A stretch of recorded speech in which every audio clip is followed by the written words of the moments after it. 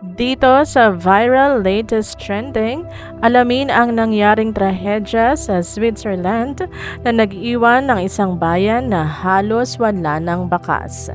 Noong May 28, 2025, isang napakalaking landslide ang tumama sa Blatten, isang maliit na bayan sa Valais, Switzerland.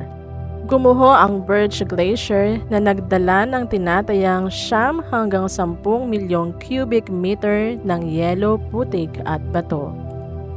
Halos 90% ng buong bayan ang natabunan.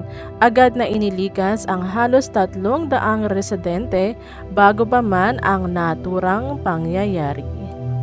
Dahil sa landslide, nabarahan ang ilog Glonza at nabuo ang isang biglaang lawa.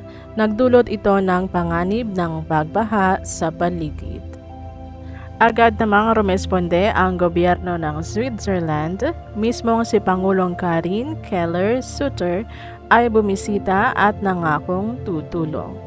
Ayon sa mga eksperto, ang sanhi ng pagguho ay ang matinding epekto ng climate change, kabilang ang pagkatunaw ng glacier at permafrost.